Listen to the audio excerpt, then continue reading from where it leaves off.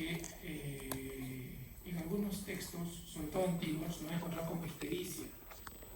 Hiperbilirubinemia, como su nombre lo dice, es aumento en bilirrubina. Entonces, se está usando este término ya últimamente, pero van a encontrar en textos un poco antiguos, si alguien le gusta revisar, que van a encontrar que es ictericia, ¿no? Ictericia neonatal.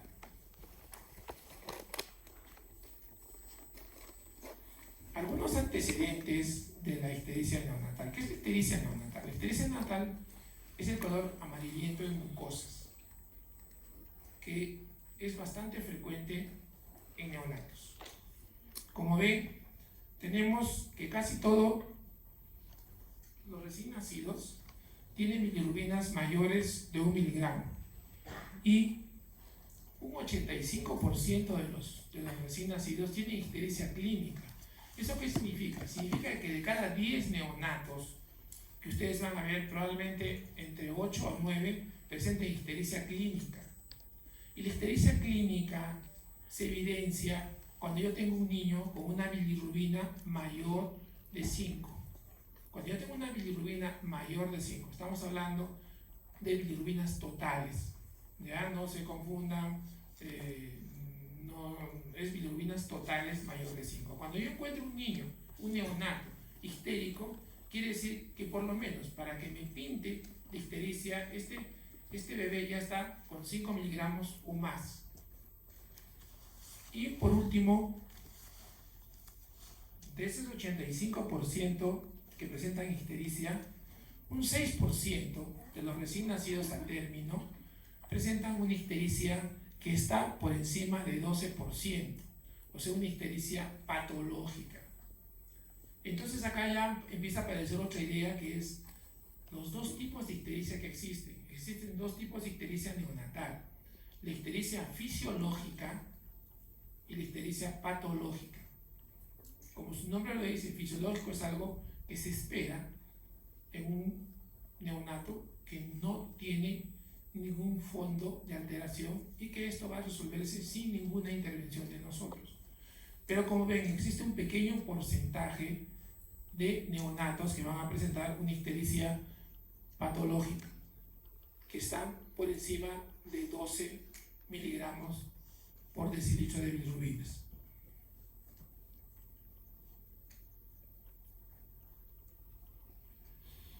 Esto es un poquito tedioso y feo. Generalmente a nosotros, los médicos, no nos gusta tanto, a no ser que hagamos un poco de investigación, que nos dediquemos al pregrado, sobre cómo se producen los metabolismos, la síntesis. Y yo supongo que ya ustedes lo habrán visto de repente en su curso de fisiología, cómo se produce la bilirrubina, o sea, cómo sale la bilirrubina. Solamente algunos puntos que deben quedar puntuales es de que ustedes saben que cuando el glóbulo rojo se destruye, aparecen la globina y el hemo. Y la hemoglobina y el hemo, a través de la enzima hemooxigenasa, se convierte en biliverdina. Y a través de la enzima biliverdina reductasa, se convierte en bilirrubina indirecta. No traten de copiarlo, porque he visto que me están pidiendo PDF esto. Yo le voy a entregar al doctor Gutiérrez, que es el encargado,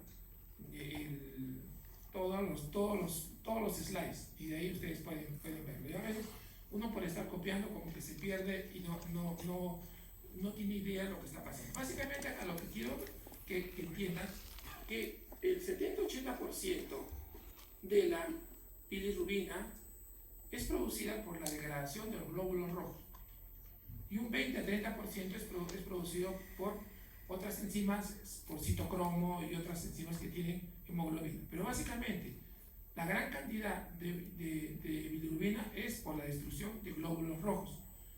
Estos glóbulos rojos, por acción de las enzimas, básicamente la biliverdina reductasa, se convierten en bilirrubina indirecta o no conjugada, ¿ya? Y acá viene ya otro concepto. Habíamos hablado en el anterior slide que hablábamos de ictericia patológica cuando son más de 12 miligramos por decilitro de bilirrubinas totales. ¿Por qué? Porque tenemos dos tipos de bilirrubinas. Tenemos una bilirrubina indirecta, que es no conjugada. ¿Y cuál es la característica principal de esta bilirrubina indirecta? que es liposoluble. Es liposoluble. ¿Qué significa esto? Como es liposoluble, esta bilirrubina puede pasar la barrera hematoencefálica y es la culpable del daño neurológico que vamos a ver después. Normalmente la bilirrubina indirecta no conjugada no puede circular sola por la sangre. Necesita un carrier o transportador. El carrier o transportador es la albúmina. O sea, la bilirrubina indirecta se une con la albúmina y a través de los vasos sanguíneos llega al hígado. ¿Ya? Entonces, esos conceptos deben quedar claros de cómo la bilirrubina no conjugada o indirecta, nosotros generalmente en la clínica lo trabajamos como bilirrubina indirecta. Recordar dos cosas. Primero, que es liposoluble y esta liposolubilidad le permite atravesar barrera hematoencefálica. Y segundo, que no puede transportarse solo por el torrente sanguíneo, necesita albúmina. Una vez que llega al hígado, a través de los receptores de las ligandinas Y y Z y de la enzima, es captado, ingresa al hepatocito. Y el hepatocito, con la enzima glucuroniltransferasa, que está en el retículo endoplasmático liso de la célula, la convierte en bilirrubina directa. Entonces acá tenemos dos bilirrubinas, la bilirrubina indirecta y la rubina directa o conjugada. ¿Cuál es la característica entre una y otra? Que la bilirrubina directa es hidrosoluble. Esta bilirrubina es excretada por el hígado a través de la bilis e ingresa al tubo digestivo. Y a través del tubo digestivo es eliminada a través de la estercomilina. Pero un pequeño porcentaje de esta bilirrubina directa no conjugada, por acción de la enzima glucuronidasa, se hidroliza y se convierte en bilirrubina indirecta. Es absorbida por el torrente sanguíneo y regresa al torrente sanguíneo como bilirrubina indirecta. ¿Ya? Esos son los conceptos que deben quedar claros en este slide. Lo demás no sirve. Que yo me acuerde de las enzimas, que la biliverdina, que eso son entienden. Solamente yo debo tener dos conceptos claros. Que hay una bilirrubina indirecta y hay una bilirrubina directa. Que la indirecta la bilirrubina se produce por obstrucción del glóbulo rojo en su mayoría, que necesita un carrier o transportador que es la albúmina, y cuando llega al hígado, el hígado la conjuga y se vuelve bilirrubina directa. Esta bilirrubina directa es expulsada al intestino, una gran parte es eliminada por las heces y otra parte es hidrolizada y se convierte nuevamente en bilirrubina indirecta y pasa al torrente sanguíneo. Hasta ahí, ¿alguna pregunta, chicos? ¿Alguna duda? Esto es importante que lo comprendan para que puedan entender el mecanismo fisiopatológico cuando estamos frente a una ictericia patológica y por qué se produce una ictericia patológica en determinados puntos. Acá, una última cosa. Dice las bacterias intestinales reducen la bilirrubina directa. ¿Por qué? Las bacterias intestinales hacen de que la bilirrubina directa se reduzca más y pueda ser eliminada. Por eso, algunos neonatos, cuando no tienen flora intestinal, cuando han recibido antibióticos desde el inicio, ¿qué pasa? Su cantidad de bacterias de carga bacteriana o su microbiota intestinal es bastante menor. Por tanto, las bilirrubinas directas no son metabolizadas para ser eliminadas y hay mucho más sustrato para que se la absorban y por tanto aumenta la bilirrubina indirecta.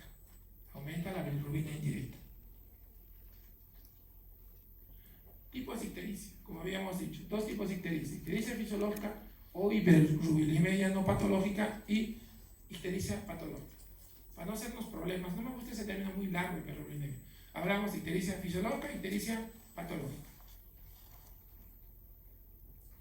Acá ven un niño con ictericia. Ojalá que nunca vean a este niño. Este niño está bien histérico, bastante histérico. Estos son los que llaman los niños con ictericia demasiado intensa. Es lo que le dicen con los zapallos. Esto, ver un niño así significa que este niño debe tener unas bilirrubinas por encima de 25 y de repente ya hasta tiene daño, ya está con daño neurológico. Hay un test, que es el test de Kremer, que no se los he traído, porque ya no sirve, no lo estamos usando. O sea, eso usábamos mucho. En mi época de estudiante teníamos que meter el test de Kremer de 6, 9, 12, 15, empezando desde la cabeza, tórax, abdomen, pero no sirve. Porque cuando ustedes, ahora que están haciendo prácticas en niños, se dan cuenta que es un poco difícil valorar la ictericia. Sobre todo cuando tengo niños que son están morenos. Un niño moreno es bien difícil valorar ictericia. No es lo mismo que un niño blanco. Un niño blanco rápido no se da cuenta que está ictérico. Un niño moreno o un niño pletórico, que está rojo, a veces es difícil valorar. Por eso nosotros, como van a ver ahorita, trabajamos con factores de riesgo. Cuando yo quiero ver ictericia, hago una digitopresión. Aprieto la piel, cuento mentalmente 1, 2, 3 y suelto. Y la parte, si no hay ictericia, debe quedarse pálida, pero si hay ictericia, como la figura en el extremo izquierdo, se nota amarilla.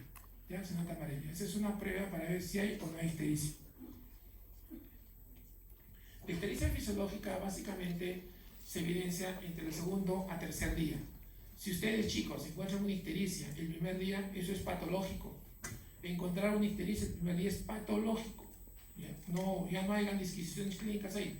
Yo lo veo, le encuentro ictérico, patológico, le tengo que pedir exámenes. La ictericia fisiológica se caracteriza que aparece a partir del segundo o tercer día. Poco a poco va apareciendo el niño ictérico. Y generalmente los recién nacidos a término tienen un promedio de 6 a 8 miligramos por decilitro que lo alcanzan entre los 3 a 5 días. Valores hasta 12 miligramos por decilitro son fisiológicos. O sea, el punto de corte es 12. Y por último, los recién nacidos pretérmino tienen valores un poquito más altos. Estamos hablando de un promedio, ¿no? De un promedio de valores de bilirrubinas. ¿Y por qué el neonato se pone histérico? ¿Por qué en otros grupos edades, los lactantes, los niños más grandes, no se ponen histéricos? Básicamente por algunas cosas. Primero, que el neonato tiene mayor volumen de glóbulos rojos en relación a su masa corporal. Entonces, por tanto, hay mayor oferta de glóbulos rojos. Entonces, hay mayor sustrato para destrucción de glóbulos rojos y para que se formen más bilirrubinas. Segundo, la disminución de la concentración de albúmina. Sobre todo eso vemos en prematuros. Hemos dicho que la albúmina es el carriero transportador de la bilirrubina indirecta. Si no tengo albúmina, ¿qué va a pasar? Si no tengo albúmina, no tengo quien lleve. O sea, la albúmina se puede decir que es ¿qué podríamos decir? Es el cupido de la bilirrubina, ¿no? O sea, la lleva al hígado y la presenta y luego la conjuga y la entra, ¿no? Si no tengo albúmina, nadie la va a llevar. Y acá hay un gran problema. Al tener bilirrubina en exceso, porque no puede ser captada por el hígado, ¿qué puede pasar? Esa bilirrubina en exceso, como es liposoluble, pasa a la barrera hematoencefálica y produce daño neurológico. Menor cantidad de ligandinas. Ya vemos que las ligandinas son los receptores que hay en el hígado. Los neonatos tienen una menor cantidad de ligandinas que, como van pasando los días, van madurando y ya va teniendo un buen número, entonces ya no hay problema. Por eso es que la ictericia es fisiológica en los primeros días.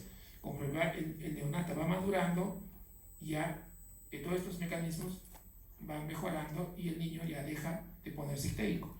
Y disminución de la excreción hepática de las bilirrubinas, ¿no? Sobre todo en niños prematuros o en niños que están en reposo. Y el incremento de circulación enterohepática.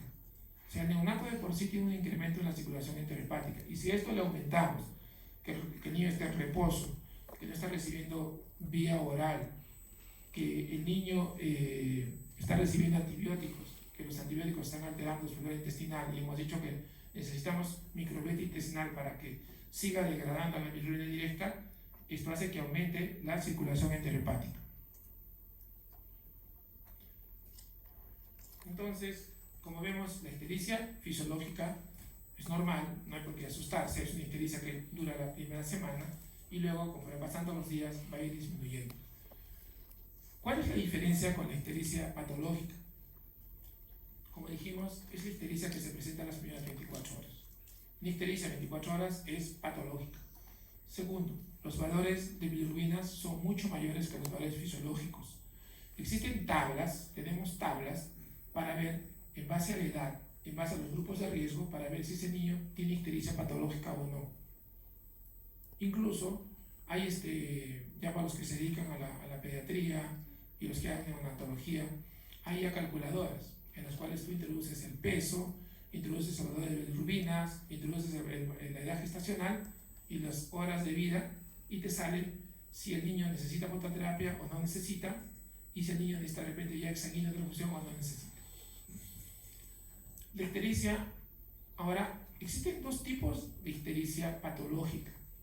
¿Ya? Existen dos tipos de ictericia patológica. Una ictericia a predominio indirecto y otra ictericia a predominio directo. Vamos a ver más adelante por qué se produce esto.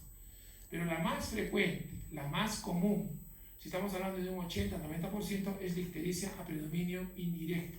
Es la que ustedes van a ver cuando ya sean internos o cuando sean residentes, y ahora que están siendo alumnos, cuando vean a un niño con ictericia, generalmente esta ictericia que se produce es a predominio indirecto. ¿Cuándo hablamos de una ictericia a predominio directo? Hablamos cuando la bilirrubina directa es mayor de 1 miligramo con valores de bilirrubinas totales de 5 o menos. Si yo tengo un niño que lo veo ictérico, le encuentro 5 de bilirrubinas y la directa está en 1, esa es una ictericia a predominio directo. O lo otro es cuando tengo más del 20% con bilirrubinas por encima de 5. Me explico. Yo tengo un niño con una bilirrubina total de 10 y tengo una directa de 2.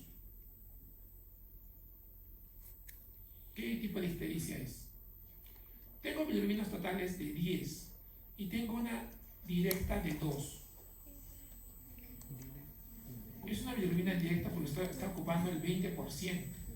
¿Ya? Eso tienen que saber cuando ustedes están mirando un resultado.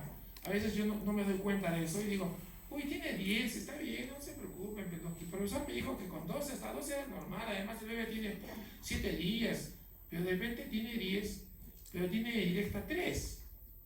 Entonces es una ictericia patológica, no por el nivel de bilirrubinas totales, chicos, sino porque la directa está aumentada más del 20%. Y ahí tienen que echárselas a buscar cuál es la causa de que tengo una bilirrubina directa aumentada. ¿Ya? Entonces ese concepto sí les debe quedar claro. Una bilirrubina directa es cuando es más del 20% de la bilirrubina total por encima de 5. Pero yo tengo 5 y tengo 1 o más de bilirrubina directa, también eso es patológico. Existe otra patología que es la ictericia prolongada. Estábamos diciendo que normalmente el niño se pone histérico entre la primera, máximo segunda semana de ya recuperar su color normal. Pero de repente me viene a la consulta un niño que está histérico a 3 semanas. Entonces eso no es normal. Tengo que hacer estudios para ver qué está pasando con ese niño. O sea, ¿por qué tiene ya 3 semanas y sigue amarillo? Los signos frecuentes de ictericia, aparte de per se la ictericia, que es la coloración amarillenta de piel y mucosas, a veces vamos a encontrar vómitos, letargia, pérdida de peso, apnea. Esto generalmente es cuando ya la ictericia está produciendo compromiso en otras partes del organismo. Esto es importante, trabajar con factores de riesgo. Siempre cuando encuentran un niño con ictericia o sospechan ictericia, recuerden los factores de riesgo. Primero, dijimos, ictericia las primeras 24 horas, patológico, sí o sí patológico, hospitalizado, pedir exámenes que vamos a ver después para ver por qué está haciendo ictericia, qué tipo de ictericia es y cuál es la causa. Segundo, si yo tengo una enfermedad inmunitaria hemolítica, generalmente esto se hereda. A veces tenemos padres que ya tienen problemas, ya tenemos antecedentes que tienen problemas de sangrado congénito, problemas inmunitarios. Cuando yo tengo un niño prematuro, por debajo de 37 semanas, generalmente 35 a 36, y les repito algo que les dije a un grupo, la mayoría de los neonatos que ustedes van a encontrar son neonatos a término, no serán paltas, son neonatos a término. O sea, ustedes van a trabajar neonatos a término. La mayoría de los neonatos prematuros, extremos, por debajo de 1500, por debajo de 35, Esos están hospitales de nivel 4 de alta complejidad, es un manejo de especialidad, ustedes no lo van a ver. Entonces, eso lo van a ver si alguno de ustedes opta, ojalá alguno de ustedes opte por ser neonatólogos, eso lo van a ver. Pero la mayoría, lo que ustedes van a enfrentar en el día a día, son niños generalmente de 35 semanas para arriba. Y de esos 35 semanas para arriba, la mayor cantidad son niños a término. Cuando yo tengo un hermano con ictericia, ojo, a veces la mamá te dice, o tú vas a decir, señora, lo veo un poco amarillo, porque lo ves amarillo, ¿qué te dice la mamá? Ah, sí, doctor, mi anterior hijo también se puso amarillo, ¿y qué hicieron? No, lo llevaron, le pusieron unas lucecitas.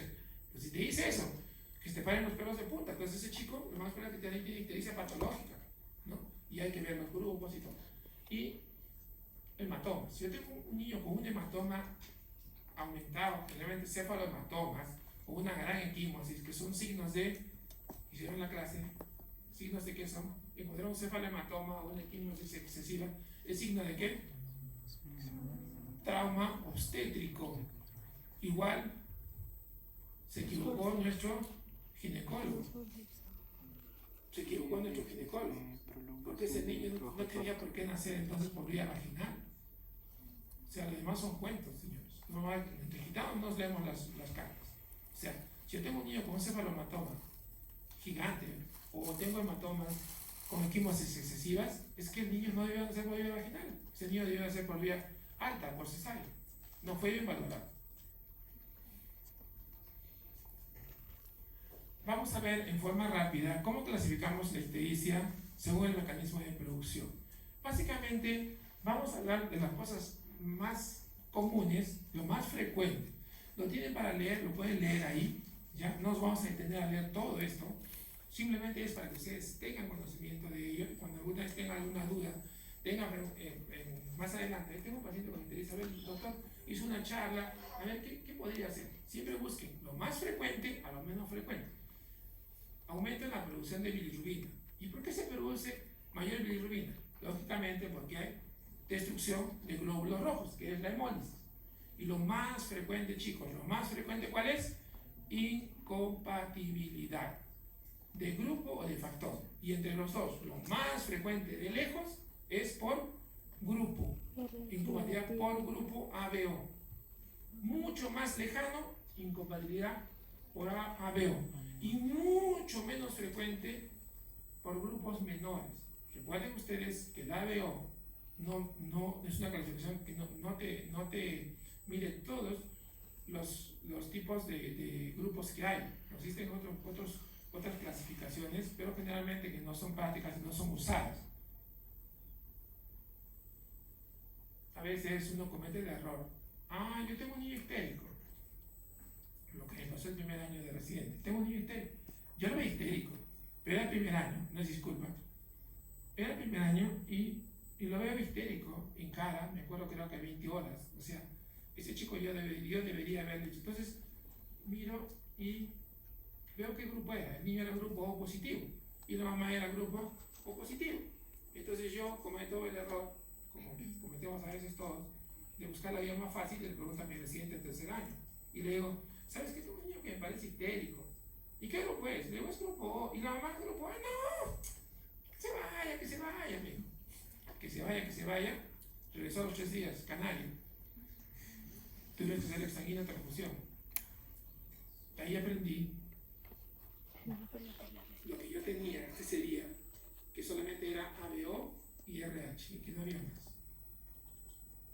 Esa es la razón por la cual cuando ustedes hacen transfusión hacen compatibilidad. ¿Nos han hecho esa pregunta? ¿Por qué si yo soy positivo, el joven me va a dar a mí O positivo? ¿Por qué tienen que compatibilizar los grupos? Porque de 1001, de repente tenemos O positivo, pero tenemos otros subgrupos diferentes y puede hacer reacción, ¿no? Pero de lo mayor a menor, incompatibilidad ABO, RH y grupos menores. Mucho más alejado de efectos enzimáticos de los eritrocitos o de efectos estructurales. Lo más frecuente es filocitosis. Filocitosis significa que tengo un glóbulo rojo. A ver, vamos a hacer fisiología. ¿Cómo es un glóbulo rojo normal? ¿Qué forma tiene? Bicóncavo, ¿no es cierto? ¿Para qué? Para la vena del oxígeno.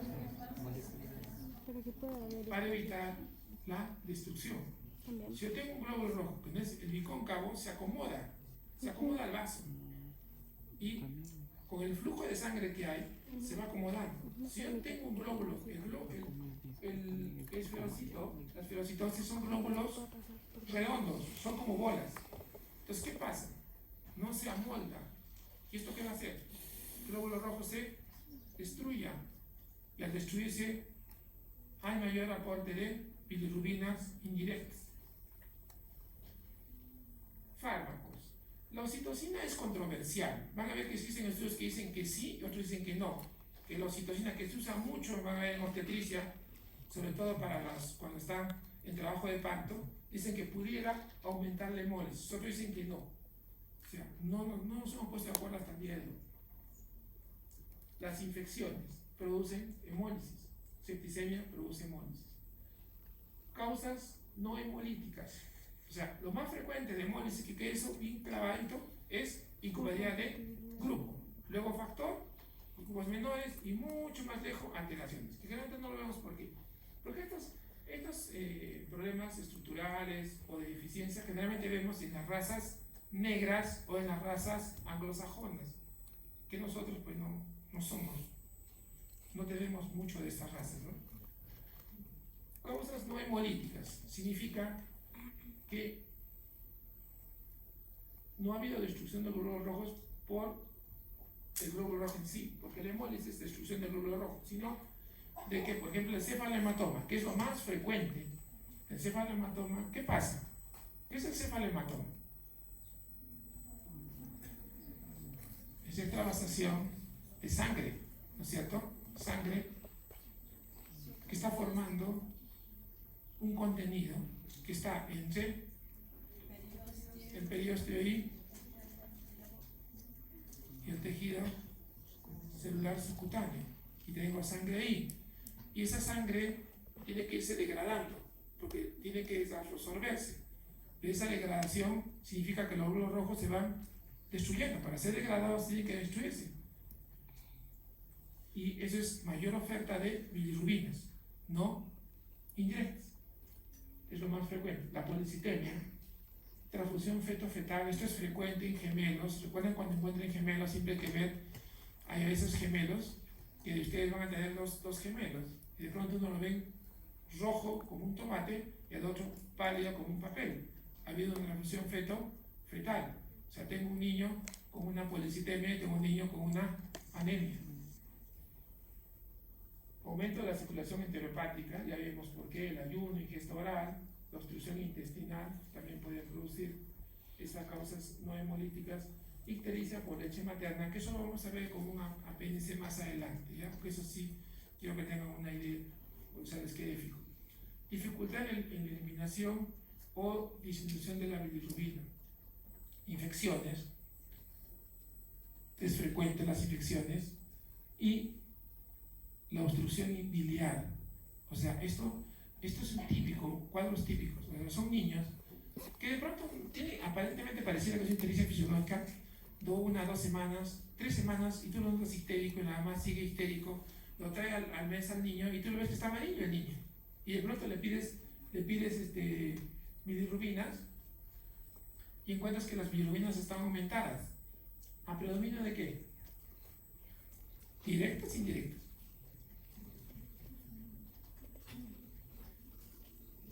Generalmente a predominio directo. Lo más frecuente es la atresia de vías biliares o el quiste de colédoco. Y esto es un diagnóstico que debe hacerse precoz.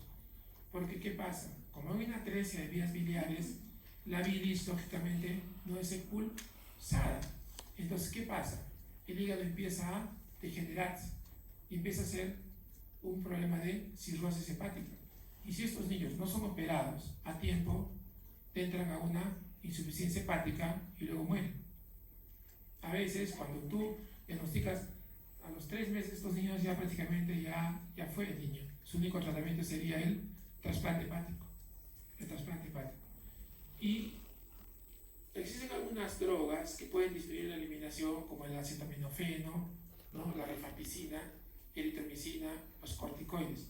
También van a ver algunas patologías como el síndrome de Down. El síndrome de Down también es bastante raro que vean. El síndrome de Down sí es bastante frecuente. En todos los síndromes que hay, el más frecuente que van a ver es Turner. Y en ellos encontramos que los niños están histéricos.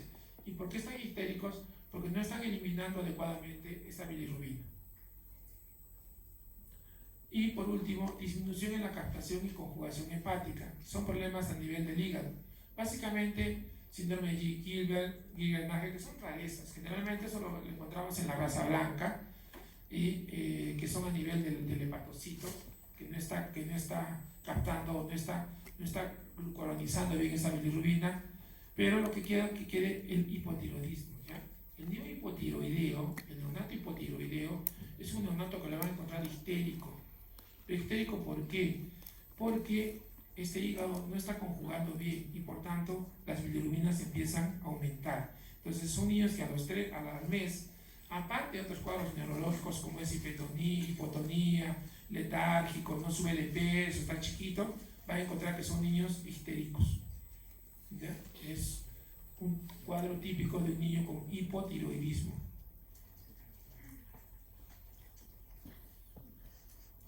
Ictericia asociada a lactancia materna insuficiente. Hay dos cuadros por leche materna.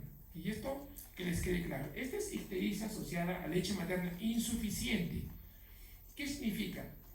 Que la madre, generalmente van a haber madres primerizas y madres por cesárea, la madre no tiene suficiente cantidad de leche.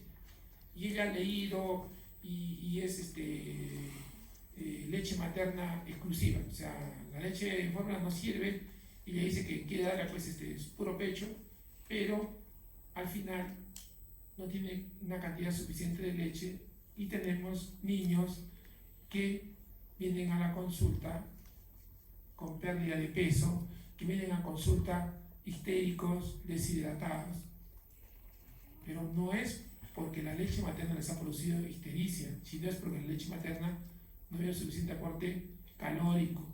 ¿Y cuál será el mecanismo de esto? Es que al no haber un aporte enteral, dijimos, aumenta la circulación enterohepática. Por tanto, hay mayor oferta de bilirrubinas indirectas, ¿no es cierto? Bilirrubinas indirectas. Son neonatos con hipoalimentación, deshidratados. El problema es que a veces estos chicos, cuando están muy deshidratados, vienen con deshidrataciones hipernatrémicas. Y a veces hipernatrémicas con sodios altos, 160, 170 de sodio, sérico, y esto produce daño neurológico. Incluso algunos de estos niños a veces requieren fototerapia, porque están con niveles tan altos y uno adentra a las tablas de fototerapia y se da cuenta, uy, este niño está en rango de fototerapia, hay que ponerlo a fototerapia. Esto es bastante frecuente en nuestro medio, sobre todo en hospitales en los cuales son hospitales amigos de la madre del niño. La leche materna es la mejor. No existe ni existirá una leche que suplante a la leche materna. Cada día nos damos cuenta que la leche materna es mucho mejor. Y les hago yo una pregunta. ¿La leche materna es aséptica o no es aséptica? A ver, vamos a ver si están leyendo ustedes. Levanten la mano los que dicen que la leche materna es aséptica. Levanten la mano los que piensan que la leche materna es séptica. ¿Qué significa? De repente no me entienden. Aséptica significa de que no hay ni un germen en la leche materna. Es estéril. Y séptica significa que hay gérmenes y bacterias en la leche materna. Ahora, volver a preguntar. Levanten la mano a los que piensan que la leche materna es séptica.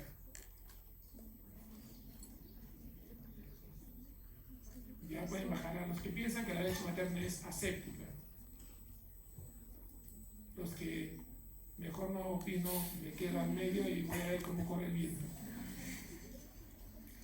Miren, hasta hace unos 15 años atrás se decía que la leche materna era aséptica. Y eso es falso. La leche materna es séptica. Tiene bacterias parecidas a las bacterias que hay en la flora vaginal. Y eso forma una microbiota intestinal del recién nacido. Por eso es tan importante de que el recién nacido, desde que nace, empiece a lactar, para que le forme flora intestinal.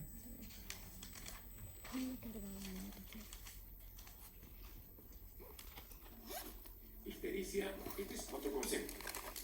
Ictericia por leche materna. Este es diferente. es ictericia por leche materna. O sea, son niños que presentan ictericia generalmente pasando la primera semana de vida. Entonces uno lo ve en la consulta a los 14 días, 20 días, y lo ve histérico. Pero el niño está gordito, está que se mueve bien, está activo.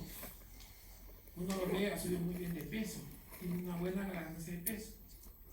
Y uno cuando lo ve y le pide bilirrubinas, de repente encuentra en 14, 15. Entonces son bilirrubinas a previo indirecto. ¿Qué pasó? Esta ictericia inducida por leche materna, por un aumento de la enzima beta-glucuronidasa. Al aumentar la beta-glucuronidasa, la leche materna hace que la enzima beta-glucuronidasa aumente en el tubo intestinal. Y al aumentar la enzima glucuronidasa, ¿qué pasa? A mayor reabsorción enterohepática de bilirrubina indirecta. Es la razón por la cual el niño que lacta se pone histérico. Entonces, esto generalmente es transitorio. Como van pasando las semanas, va disminuyendo. Se dice que a veces hasta puede esperar hasta 12 semanas para que el niño recupere su color normal. Pero si ustedes quieren, hay mamás que son aprensivas, no, doctor, yo no quiero, o sea, está muy amarillo, ya quieren otra cosa.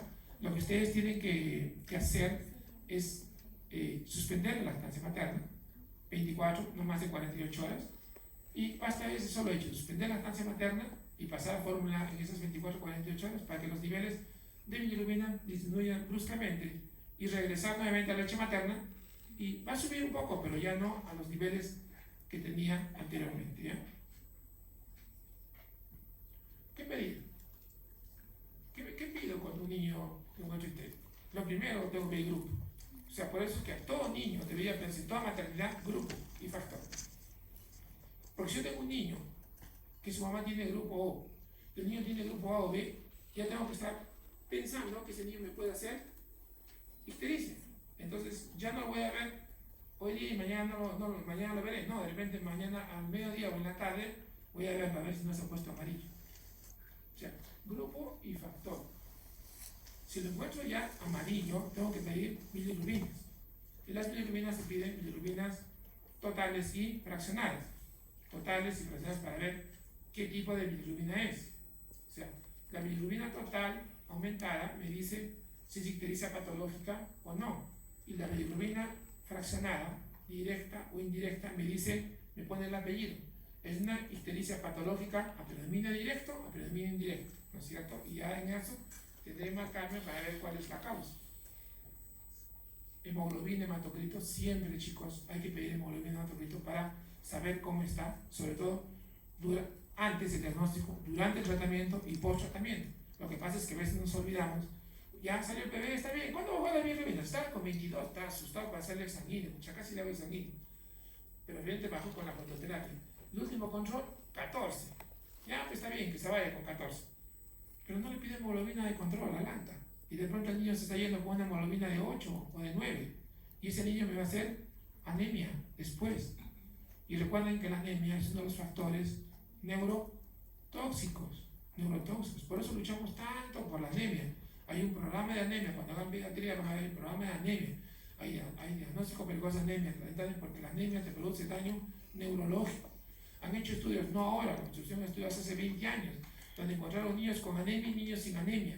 Al niño con anemia le dieron tratamiento y vieron que el niño que nunca tuvo anemia, en comparación con el niño que tuvo anemia y recibió tratamiento, y al final, a los meses, los dos estaban con hemoglobinas normales. Al final, el chico que tuvo anemia tuvo en los percentiles de desarrollo, estaba atrasado. O sea, la anemia te marca. La anemia te marca neurológicamente. Por eso es tan importante que uno luche desde el principio en no tener niños con anemia. CUMS, siempre pidan CUMS, sobre todo CUMS en incompatibilidad. ¿Ya? Incompatibilidad. No me pidan CUMS, por ejemplo, si yo tengo un niño con un cefalohematoma gigante, tremendo cefalohematoma, lo veo histérico, y el niño tiene grupo O positivo y la madre tiene grupo O positivo, ¿cuál es la causa de la ictericia? Cefalohematoma. ¿Y por qué me piden CUMS? El CUMS se pide para ver si tenemos inmunización, sensibilidad entre grupos. No se pide por otra cosa. Reticulocitos es importante, porque reticulocitos me va a decir si está hemolizando o no está hemolizando. Y frotis sanguíneo si es que no sé qué está pasando con este niño, no sé qué pasa, no tiene hemorragia, no es cefalomatoma, tiene el mismo grupo. O sea, ¿qué puede estar pasando? A ver, no va a ser que tenga un problema de esos raros, que llamamos frotis sanguíneo, no va a ser que tenga algún problema en el glóbulo rojo, ¿ya? Tratamiento. 2 tratamientos con la ictericia patológica. Con la ictericia patológica tenemos 2 tratamientos: fototerapia y exsanguíneo transfusión total. Ojalá que nunca lleguemos a la exsanguíneo transfusión total.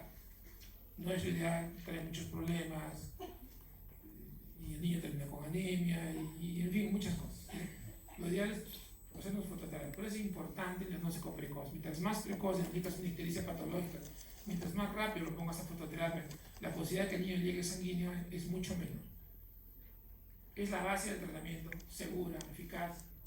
¿Por qué se produce la fototerapia? La fototerapia básicamente se produce por isomerización de la bilirrubina, que por efectos de la longitud de onda en la luz produce que la bilirrubina se convierte en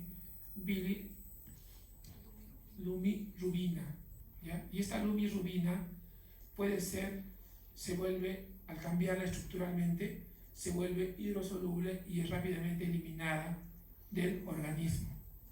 Antes, en la época antigua, nosotros usamos fluorescentes. De repente van a haber algunos sitios que todavía usan fluorescentes, porque era lo único que teníamos, el fluorescente. Ya no usamos fluorescentes. Lo que estamos usando ahora son luces LED, ¿ya? Luces LED.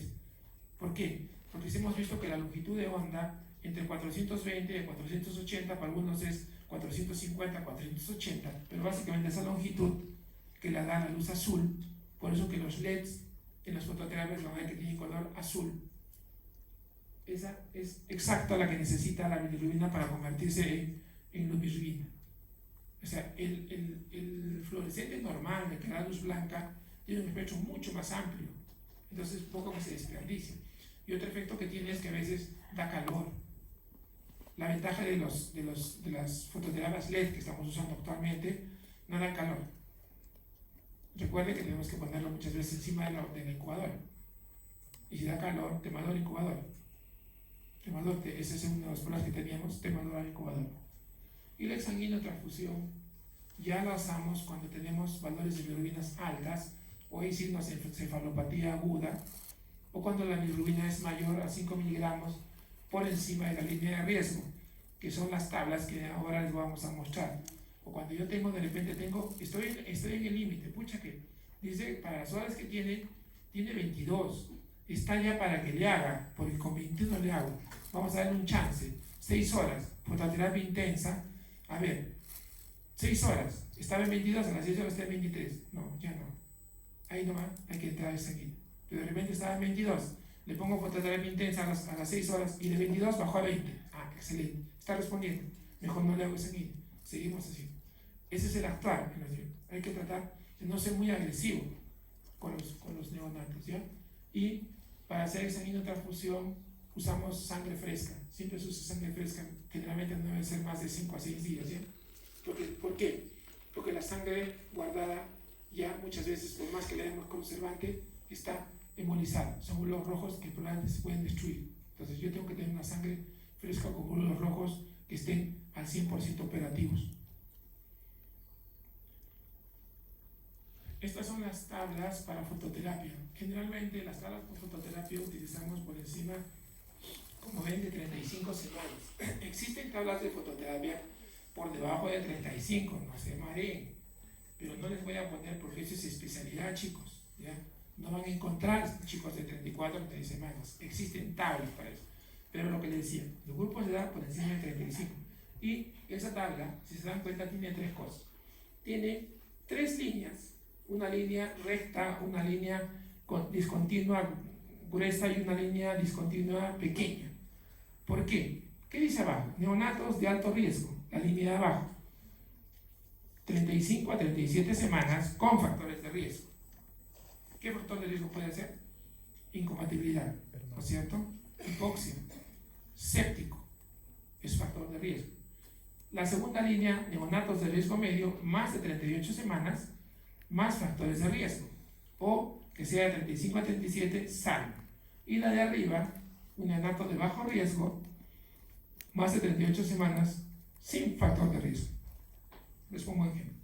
Tengo un niño a las 24 horas, no, 48 horas, mejor, para que se den cuenta. Tengo un niño a las 48 horas que tiene incompatibilidad de grupo.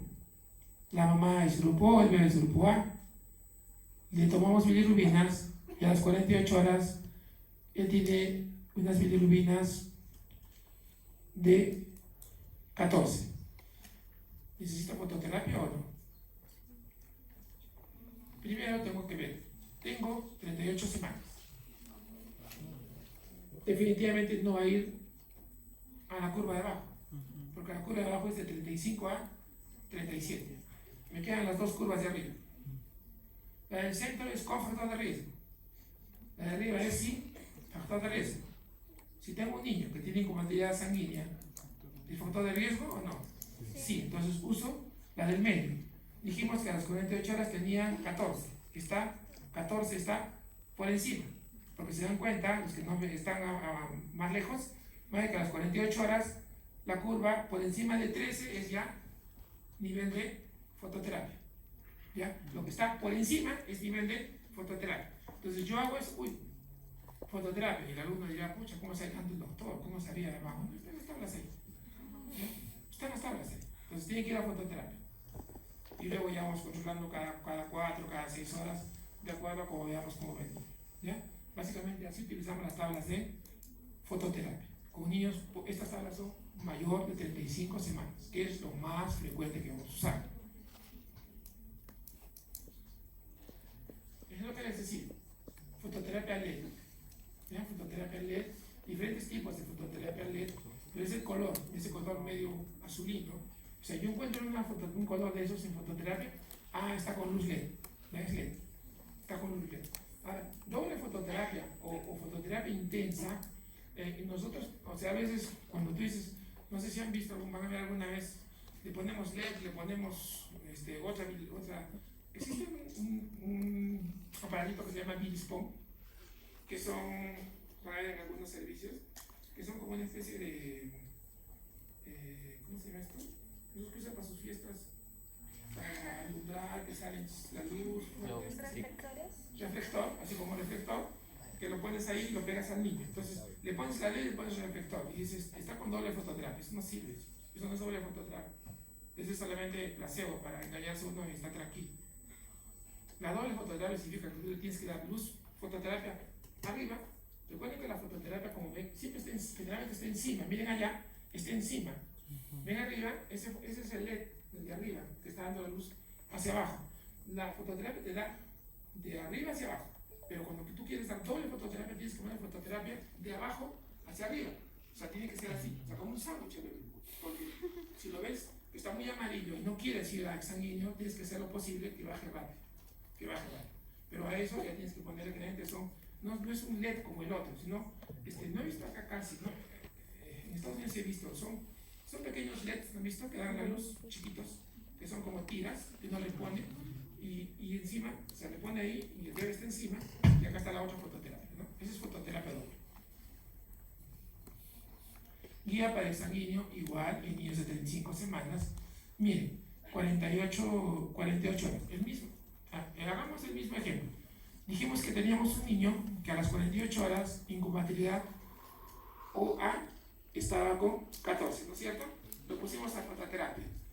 A las 60 horas, yo le pido unas bilirrubinas y el bebé me sale que está en 24. ¿Qué hacemos?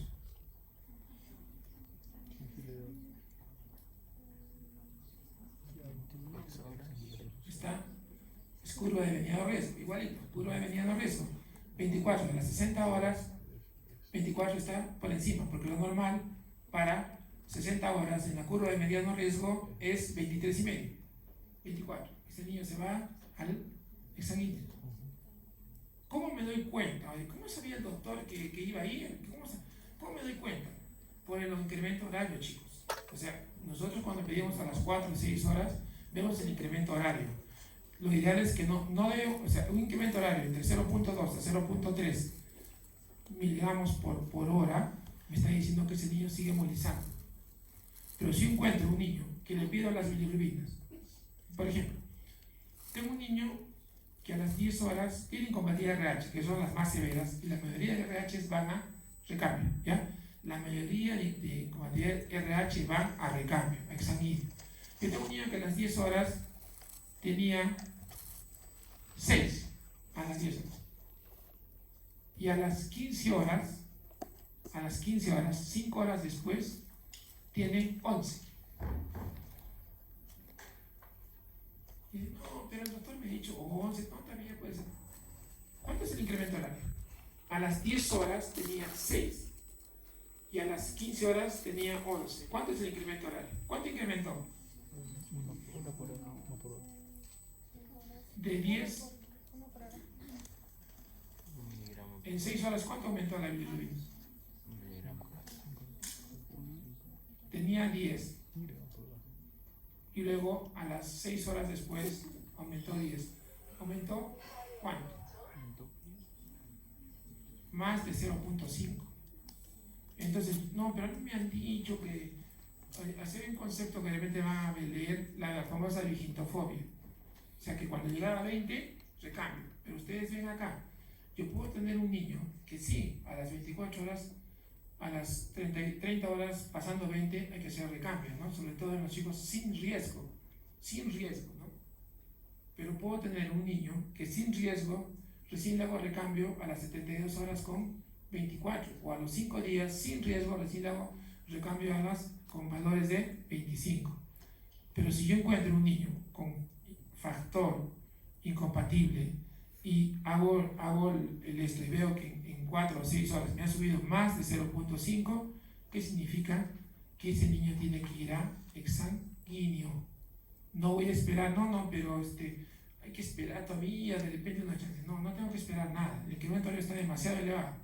Ese niño sí o sí va a llegar a exsanguíneo. Mientras más precoz uno haga exsanguíneo, la posibilidad de que hagas una segunda exsanguíneo es peor. Yo he llegado a ver a veces hasta 3 exsanguíneos según veo, que al final terminó con la hemoglobina por él. 3 exsanguíneos. ¿Por qué? Porque a veces demoraste en hacer el recambio. ¿Ya? Solamente para la idea, para que tengan, porque este es de la especialidad. El sanguíneo transfusión se hace a través de la vena umbilical, se coloca se usa llave de 3 vías, saca sangre del bebé, colocas la sangre de que va a hacer el recambio. Pues es sangre con sangre, ¿ya? Sangre con sangre, que generalmente dura entre 1 o 2 horas, ¿ya? Y este procedimiento a veces puede tener problemas, ¿no? A veces puede haber daño hepático, puede producir hipertensión importante en el bebé, se puede infectar y lo pueden sacar de la ictericia, pero se te muere por infección. O sea, por eso, en lo posible, tratar de no hacer exsanguíneos. Y así, a grosso modo, para que lo vean rápido,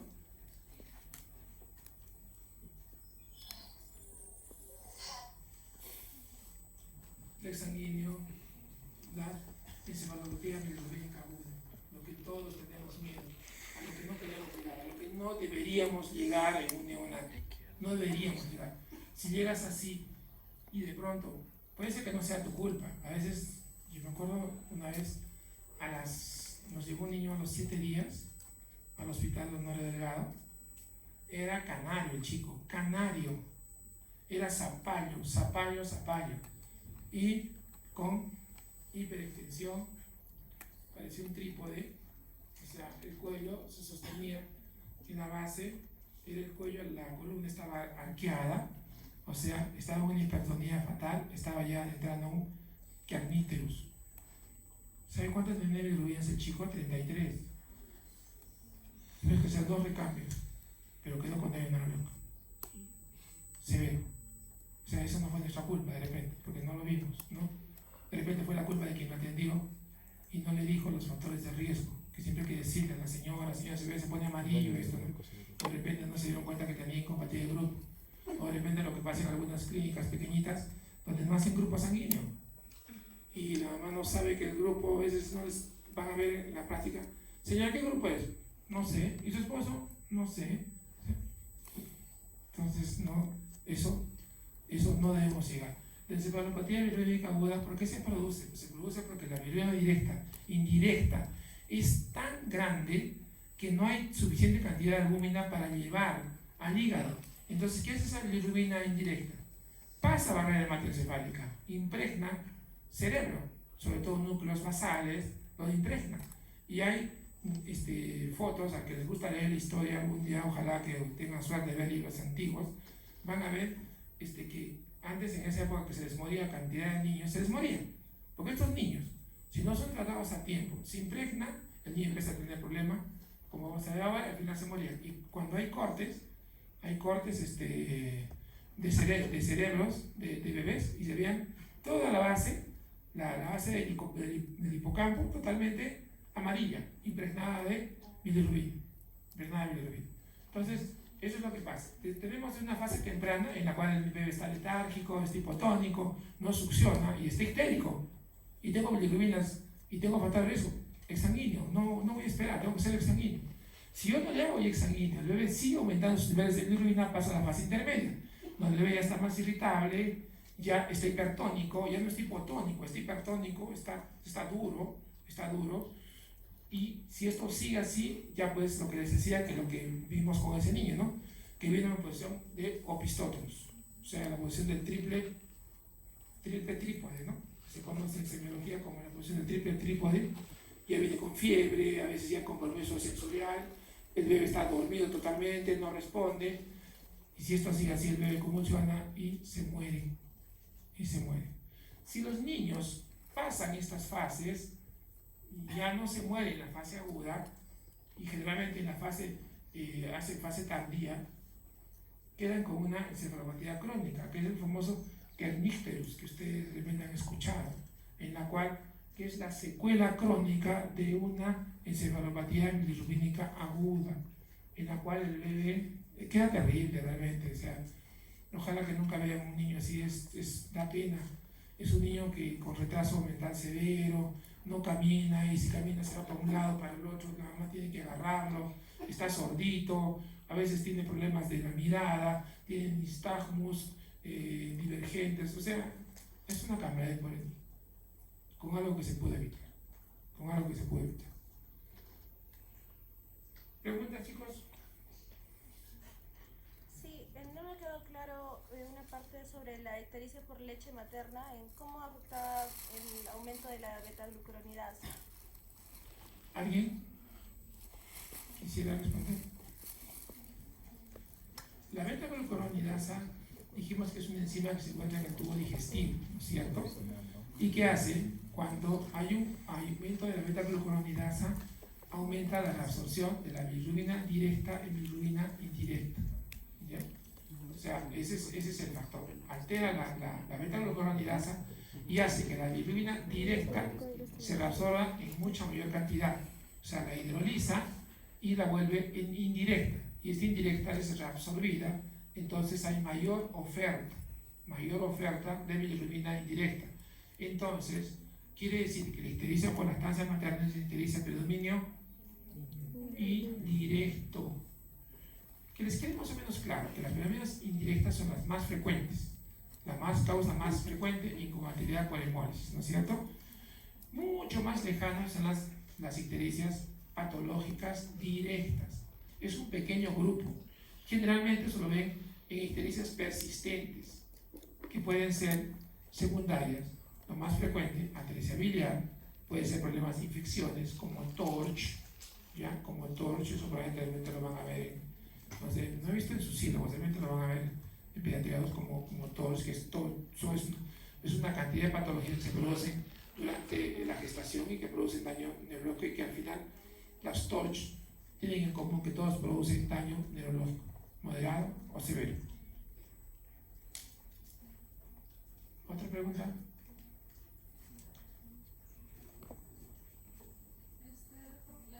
Las fototerapias normalmente, ¿cuánto tiempo dura una fototerapia? Esa es una muy buena pregunta. las fototerapias, los equipos de fototerapia, los equipos LEDs que estamos usando ahora, tienen un nivel de vida. Generalmente se habla entre 1000 a 1200 horas. Por eso, acá no lo hacemos. Cuando somos peruanos, no lo vamos a hacer porque no tenemos la capacidad. Pero en Estados Unidos es norma de la enfermera, no del médico, de la enfermera, que ponga cuántas horas de fototerapia usó esa máquina. Y van sumando para responder tu pregunta. Cuando llegan a 1000 horas, dicen, señores, esta fototerapia tiene 1000 horas. Tú dirás, pero prende pues. Pero ya no es tan efectiva, ¿se dan cuenta? Pero nosotros no lo hacemos así. O sea, no lo hacemos. En ningún hospital tomamos la cantidad de horas que estamos dando fototerapia. ¿Por qué? Porque a la justa tenemos fototerapia LED en algunos hospitales. No todos los hospitales de Arequipa tienen fototerapia LED, chicos. Pero eso es lo ideal. O sea, generalmente 1000 horas, algunas duran 1100, pero la mayoría no más de 1200 y tienes que cambiar todos los focos, que es un gasto que nadie lo quiere asumir. Entonces, nuestra fototerapia funciona hasta que se quemen. La resistencia. ¿Sí? Doctor, si pasan los 3 días y el recién nacido no presenta ictericia, luego ya no va a presentar ictericia más adelante, ¿verdad? Si pasan los 3 días y no presenta ictericia los primeros 3 días y empieza a presentar después, ¿qué podrían pensar? ¿Qué podrían decir que no tiene el niño?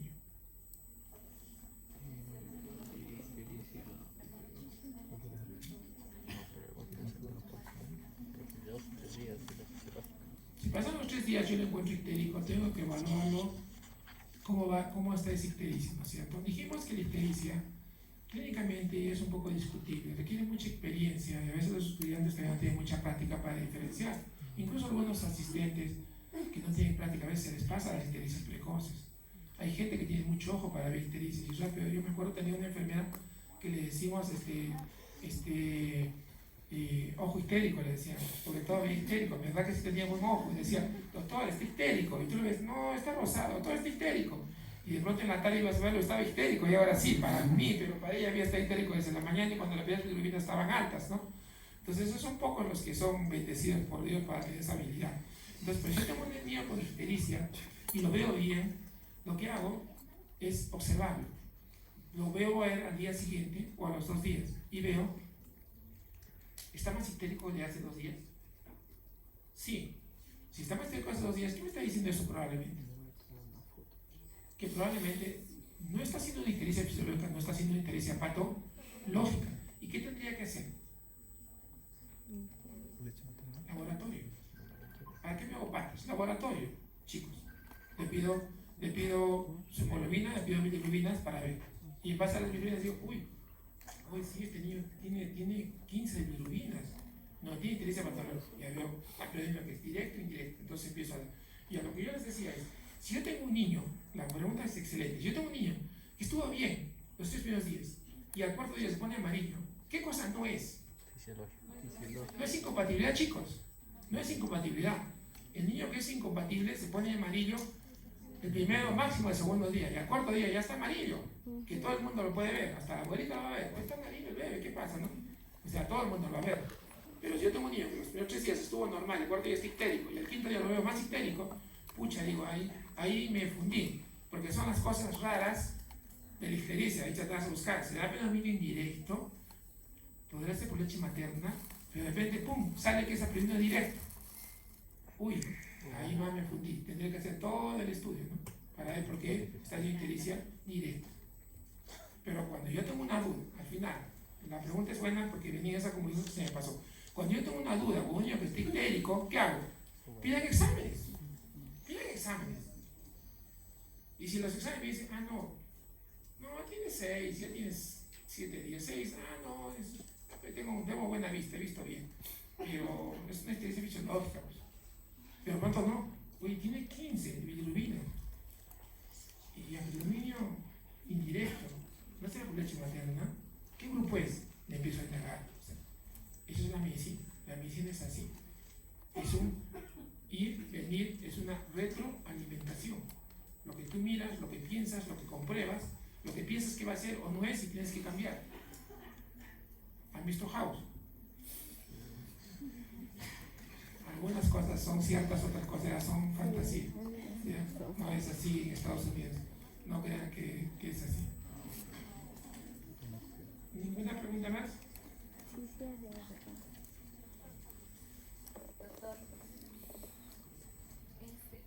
ya por ejemplo, yo tengo mi bebé, ya sé que está ahí test, ¿no es cierto? Y lo quiero poner a fototerapia.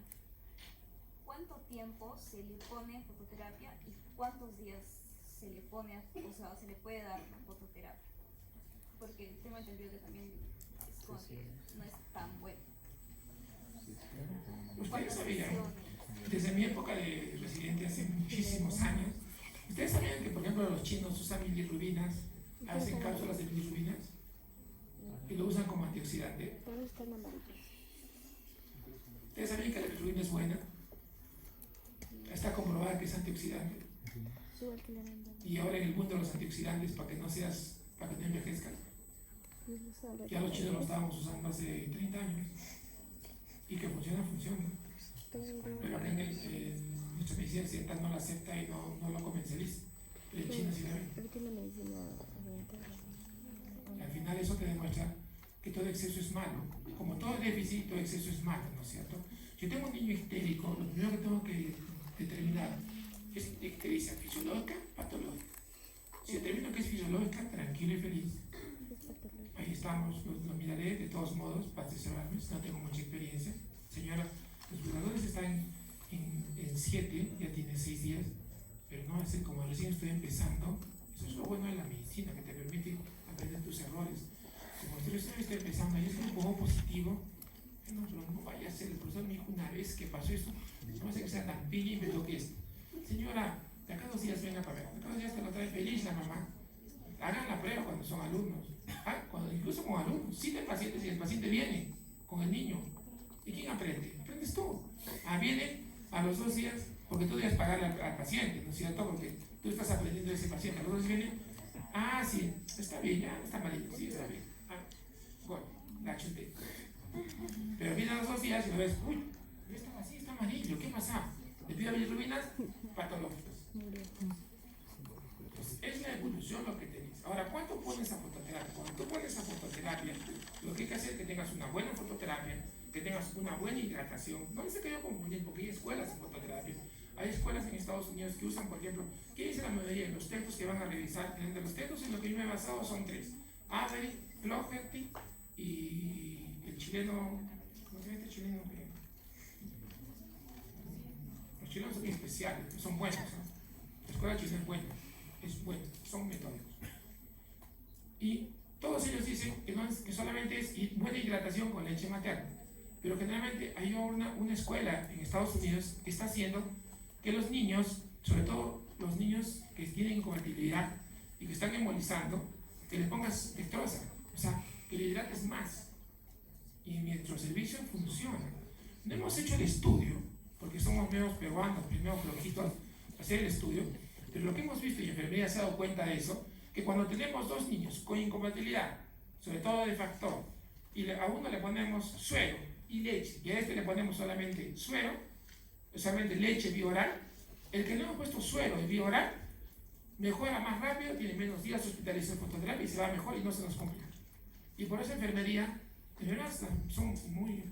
Cuiden a sus enfermeras. La enfermera te va a cuidar las espaldas y te va a decir, oye, no estás mal, te estás equivocando, te pasa el soplo, ¿no? Entonces, ella me dice, doctor, y está alto, ¿por qué no le ponemos bien? ¿Por qué no le ponemos bien? O sea, ya porque ya se están viendo, ¿no? O sea, es una cosa empírica, que lo están haciendo en algunos centros y en Estados Unidos, que no lo hacen todos, por eso en los libros todavía no están. De repente, de acá unos 5 años van a ver, cuando les hagan ustedes como médicos, pues no, chicos, con estos mejor ponerle suero. Y lo que te da cuánto tiempo lo sacas es hasta que los valores estén por debajo de por lo menos 2 a 3 puntos por debajo de la línea donde debe estar. O sea, por ejemplo, yo lo puse en fototerapia cuando tenía 18. Pasó 4 días y veo en la tabla y mi bebé ya tiene 14. ¿Cuánto le corresponde para esa edad de fototerapia? ¿Le corresponde 15? No, todavía no. Pero le corresponde 15. Le tomo un control y está en 10, ¿Qué hace el niño en fototerapia? Que se vaya. Porque siempre hay un rebote. Siempre hay un rebote cuando sacas. Por eso, cuando has tenido antecedentes de, esto ya son cositas de la especialidad.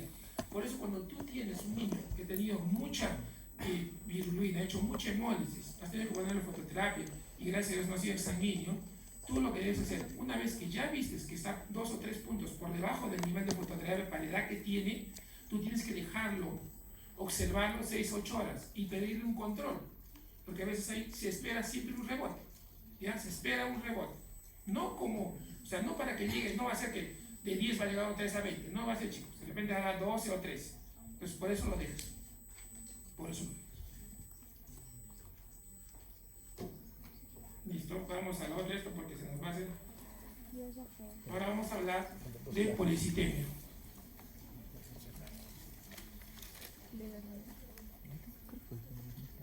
Policitemia, o algunos textos antiguos van a encontrar como poliglobulia, en este caso policitemia neonatal, porque la policitemia no es una patología, chicos, solamente de neonatos. De repente acá hay muchos niños, muchos de ustedes que tienen policitemia, que tienen hemoglobinas por encima de 16, 17, pues son policitémicos. Por la altura tenemos más predisposición a tener hemoglobinas más altas, ¿no es cierto?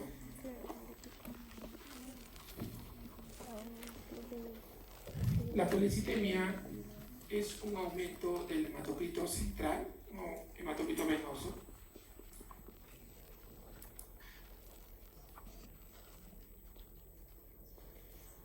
¿Qué significa esto? Normalmente yo tengo una concentración de hematocrito en un recién nacido normal, un promedio es entre 53 a 55, es el promedio, ¿ya? Es el promedio. Algunos 50, 55, otros 53, 55, es el promedio de una hemoglobina normal que debo esperar. Pero cuando yo tengo una hemoglobina, un hematocrito que está por encima del valor de 65%, 65 o más, ahí estamos frente a una policitemia. ¿Ya? Frente a una policitemia. Y la policitemia, el gran riesgo que tiene la policitemia es que disminuye el flujo sanguíneo. Porque la policitemia al final, ¿qué es? Antes de empezar a explicar la fisiopatología de la policitemia, solamente quiero que recuerden una cosa, que los glóbulos rojos del neonato no se deforman tanto, ¿ya? Por tanto, los glóbulos rojos del neonato, aparte de lo que hemos dicho en la clase anterior, tienen más posibilidades de romperse, no se deforman, o sea, no se adaptan. Cuando son vasos un poco angostos, no se adaptan, y bases, si no se rompe, ¿qué pasa? Se producen microtrombos.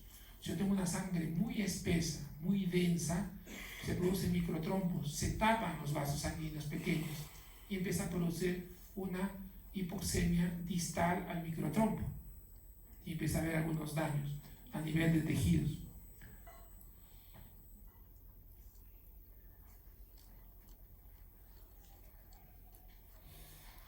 Dos cosas. Si ustedes revisan los textos, van a encontrar que la definición de policitemia neonatal es un hematocrito mayor de 65 o una hemoglobina mayor de 22. Porque generalmente asociamos que entre la relación entre hemoglobina y hematocrito es de 3, ¿no es cierto? Si tengo una hemoglobina de 10, probablemente tengo un hematocrito de 30, 31. Eso supongo que eso les han enseñado en medicina. En neonatos es casi parecido, pero por algunos factores estamos usando, y ya casi es consenso, ya no usar hemoglobina, si no usamos hematocrito para hacer el diagnóstico de policitemia. Porque a veces encontramos hemoglobinas con 22, como han visto algunos chicos 22 o 23, y después de hematocrito 62, ¿no es cierto? Generalmente, lo que les decía, el hematocrito capilar, ojo, esto es importante, el hematocrito capilar generalmente es 15 a 20% menos que el venoso, más que el venoso. Estaba confundiéndome con hipoglicemia, más que el venoso. ¿Esto qué significa? Significa que de pronto a veces yo de repente nace el bebé y le tomo de capilar, le pincho con la agujita y le tomo con un microtubo, que es práctico, rapidísimo, y de repente me sale un hematocrito de 68. Pero eso no es tan cierto, porque si ven el diagnóstico de policitemia es hematocrito venoso central, o sea, es de una vena. El hematocrito se toma de una vena, no se toma de capilar. ¿Ya? O sea, tomando el capilar, recuerda que te va a dar un valor más alto y depende de muchos factores. Generalmente sacamos del pie el capilar, es un pie que estaba frío, el valor te va a dar recontra alterado. Es un pie de un prematuro, es diferente a un niño a término.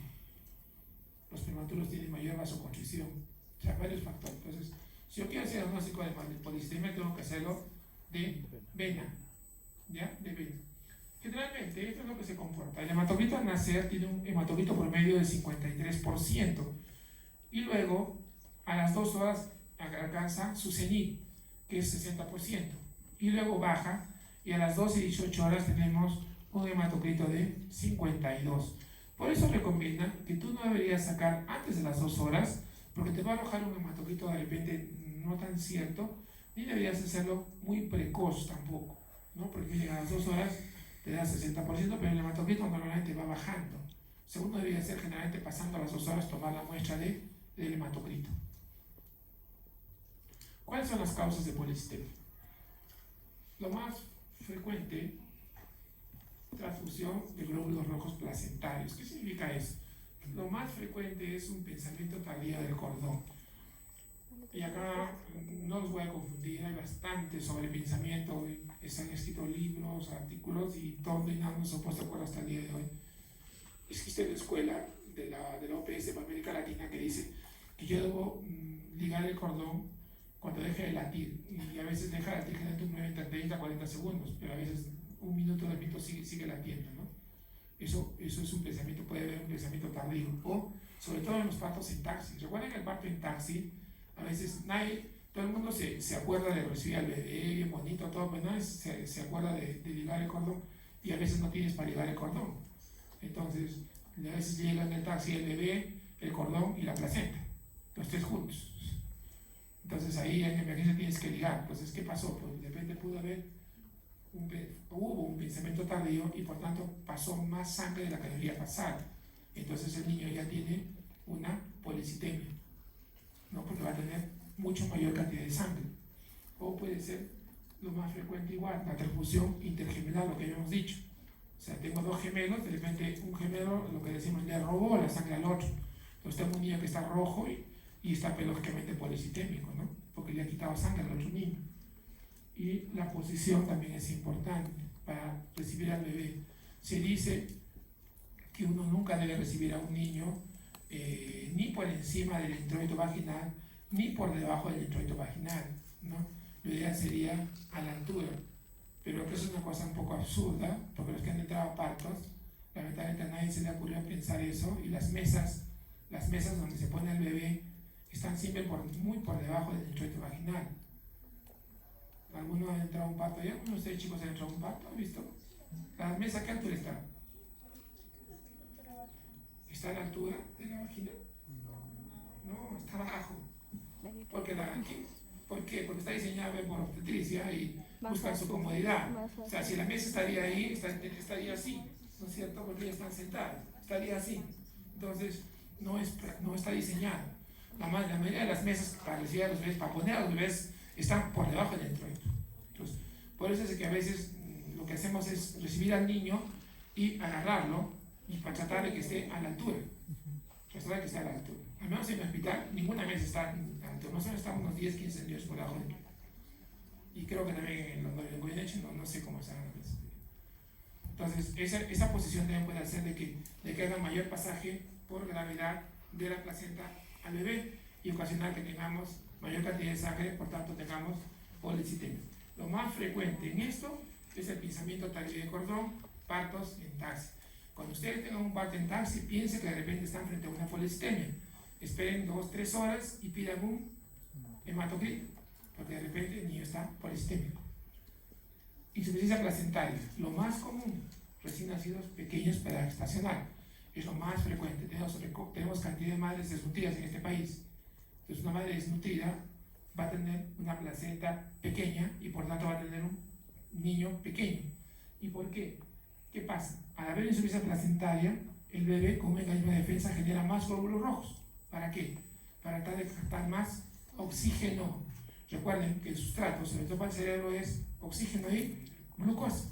Oxígeno y glucosa. El glucosa no hay problema, porque la madre siempre le va a pasar glucosa. El oxígeno es el problema. Entonces el organismo dice, me está faltando oxígeno. ¿Y qué hace? Genera más glóbulo rojo.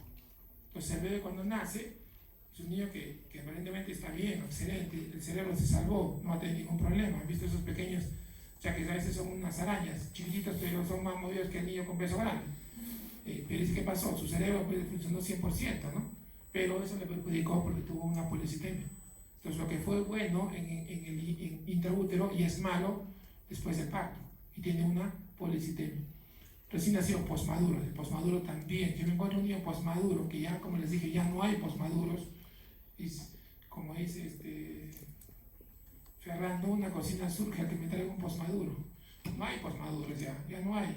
Posmaduros habían hace 10, 30 años atrás, ya no hay posmaduros. Porque los ginecólogos lo sacan antes de que lleguen ahí. Llega 40 semanas, le inducen el parto. No se produce el parto, se sale. Ya no tenemos posmaduros. Madres hipertensas, que sí tenemos bastante hipertensión en nuestro país. Como consecuencia del sobrepeso, de la mala alimentación, ha aumentado muchas pruebas de hipertensión materna y eso ocasiona niños pequeños, niños con placentas envejecidas o viejas, como les conocen, que van a ocasionar niños con hipoxia y que hagan problemas de policitemia, el tabaquismo. O sea, cuando veo a una mamá fumar, me entra nervios. ¿Qué estás haciendo? O sea, el tabaco es lo peor para una madre fumadora. Es fatal.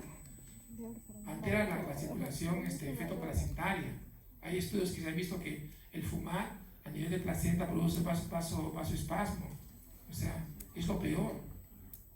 Es lo peor fumar durante el embarazo. Y ya ya unas cosas más lejanas, las misceláneas, lo más frecuente es trisomía 21. Trisomía 21 es síndrome de Down. No, es bien raro ver trisomía 13 y 18 en nuestro país. No tenemos mucho. Yo ahora he visto una en 15 años. Pero Down sí va a captar. Down sí tenemos una muy buena cantidad de niñitos Down. Y un niño Down. A mí me nace un niño Down. Tengo que pensar que puede ser policitemia. Entonces tengo que pedirle su hematocrito para descartar que no tenga policitemia. Drogas maternas, el propanolol, no usamos por eso propanolol en madres hipertensas. Hiperplasia hormonal congénita es un poco raro.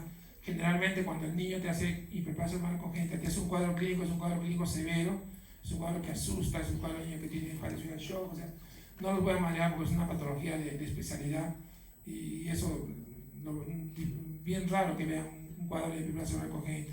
Esos niños se complican rapidísimo, necesitan hospitalización y si no, se van. El síndrome de Becker-Wilman también es raro. Básicamente, para que queden claro, ¿qué es lo más frecuente? La causa de muerte más frecuente por pasaje de glóbulos rojos placentarios, o sea, mayor sangre de pasaje al neonato, pinzamiento tardío, la expresión del cordón. No sé si han visto, hay unas escuelas, o sea, ahorita pues hay muchas escuelas, ¿no? En medicina es igual, ¿no? O sea, ustedes conocen, la medicina que estamos haciendo es la única medicina que hay en el mundo. ¿Qué escuelas conocen de medicina?